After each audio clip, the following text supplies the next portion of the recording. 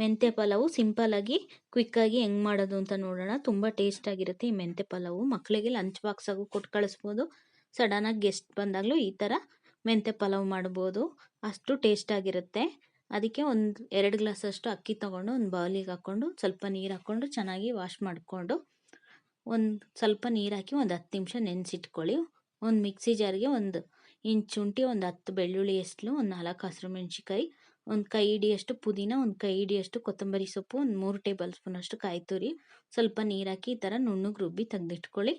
ಒಂದು ಕುಕ್ಕರ್ಗೆ 2 ಟೇಬಲ್ ಸ್ಪೂನಷ್ಟು ಎಣ್ಣೆ ಹಾಕೋತಾ ಇದ್ದೀನಿ. 1 ಟೇಬಲ್ ಸ್ಪೂನಷ್ಟು ತುಪ್ಪ ಹಾಕ್ತಾಯಿದ್ದೀನಿ. ತುಪ್ಪ ಹಾಕೋದ್ರಿಂದ ಘಮ ಬಂದು ಚೆನ್ನಾಗಿರುತ್ತೆ.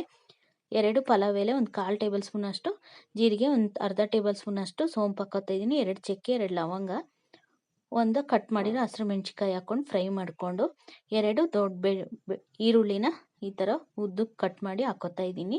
ಚೆನ್ನಾಗಿ ಅದನ್ನು ಫ್ರೈ ಆಗಿದ ತಕ್ಷಣ ಕಟ್ ಮಾಡಿರೋ ಒಂದು ಟೊಮೆಟೊ ಹಣ್ಣು ಹಾಕ್ಕೊಂಡು 1/4 ಟೇಬಲ್ ಸ್ಪೂನಷ್ಟು ಅರಿಶಿನದ ಪುಡಿ ಹಾಕ್ಕೊಂಡು ಎಲ್ಲ ಮಿಕ್ಸ್ ಮಾಡ್ಕೊತಿದ್ದೀನಿ. ಮೆಂತ್ಯ ಸೊಪ್ಪನ್ನ ಕ್ಲೀನ್ ಮಾಡಿ ತೊಳೆದು ಈ ಥರ ಕಟ್ ಮಾಡಿ ಹಾಕೋತಾ ಇದ್ದೀನಿ. ಇದು 1 ನಿಮಿಷ ಹಂಗೆ ಎಣ್ಣೆಲೆ ಫ್ರೈ ಆಗಲಿ. ಚೆನ್ನಾಗಿ ಫ್ರೈ ಆಗಿದ ತಕ್ಷಣ ನೆನೆಸಿಟ್ಟಿರೋಂಥ ಬಟಾಣಿ ಹಾಕ್ಕೊಂಡು ಅದಕ್ಕೊಂದು 1/4 ಟೇಬಲ್ ಸ್ಪೂನ್ ಉಪ್ಪು ಹಾಕ್ಕೊಂಡು ಹಾಗೆ ಅದನ್ನು ಎಣ್ಣೆಲೆ ಫ್ರೈ ಮಾಡ್ಕೊಳ್ಳಿ. ಒಂದು 5 ನಿಮಿಷ ಚೆನ್ನಾಗಿ ಫ್ರೈ ಆಗಲಿ. ಫ್ರೈ ಆಗಿದ ತಕ್ಷಣ ರುಬ್ಬಿರೋಂಥ ಮಸಾಲೆನ ಹಾಕ್ಕೊಂಡು ಈ ಥರ ಎಲ್ಲ ಮಿಕ್ಸ್ ಮಾಡ್ಕೊಳ್ಳಿ. ಚೆನ್ನಾಗಿ ಮಿಕ್ಸ್ ಮಾಡಿಕೊಂಡು ಅದು ಹಸಿ ವಾಸನೆ ಹೋಗೋವರೆಗೂ 1 ನಿಮಿಷ ಫ್ರೈ ಮಾಡ್ಕೊಳ್ಳಿ. ಈಗ 2 ಗ್ಲಾಸಷ್ಟು ಅಕ್ಕಿ ತೊಗೊಂಡಿದ್ದೆ, 4 ಗ್ಲಾಸ್ ನೀರು ಹಾಕ್ತಾಯಿದ್ದೀನಿ. ಈಗ ಮಿಕ್ಸಿ ಜಾರ್ಗೆ 1 ಗ್ಲಾಸ್ ನೀರು ಹಾಕ್ಕೊಂಡು ಅದು ಕ್ಲೀನ್ ಮಾಡ್ಕೊಂಡು ಈಗ ಕುಕ್ಕರ್ಗೆ ಹಾಕ್ಕೋತಾ ಇದ್ದೀನಿ. ಹಾಕ್ಕೊಂಡು ಮತ್ತೆ ಒಂದು 1/4 ಟೇಬಲ್ ಸ್ಪೂನಷ್ಟು ಉಪ್ಪು ಹಾಕ್ಕೊಂಡು ಎಲ್ಲ ಮಿಕ್ಸ್ ಮಾಡಿಕೊಂಡು ಈಗ ಒಂದು 10 ನಿಮಿಷ ಹಿಂಗೆ ಕುದಿಯೋಕ್ಕೆ ಬಿಟ್ಬಿಡಿ. ಈಗ ಚೆನ್ನಾಗಿ ಇದು ಕುದೀತಾ ಇದೆ.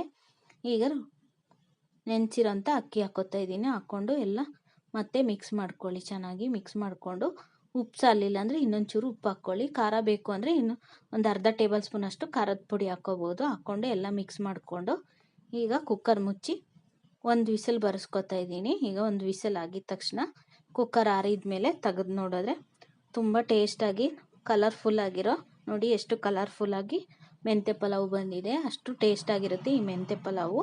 ಉದ್ರಿಯಾಗಿ ಅಷ್ಟು ಚೆನ್ನಾಗಿ ಬಂದಿದೆ. ಈಗ ಇದನ್ನು ಸರ್ವ್ ಮಾಡ್ಕೊತಾ ಇದ್ದೀನಿ. ಇದನ್ನು ಮೊಸರು ಬಜ್ಜಿ ಜೊತೆಗೆ ಸರ್ವ್ ಮಾಡ್ಕೊಳ್ಳಿ. ತುಂಬ ಚೆನ್ನಾಗಿರುತ್ತೆ. ಈ ವಿಡಿಯೋ ಇಷ್ಟ ಆಗಿದ್ರೆ ಲೈಕ್ ಮಾಡಿ, ಶೇರ್ ಮಾಡಿ. ಮರಿದಲ್ಲೇ ಲಾಂಚು ಶಿಲ್ಪ ಕುಕ್ಕಿಂಗ್ನ ಸಬ್ಸ್ಕ್ರೈಬ್ ಮಾಡ್ಕೊಳ್ಳಿ. ಟ್ರೈ ಮಾಡಿ, ಕಮೆಂಟ್ ಮಾಡಿ. Thank you.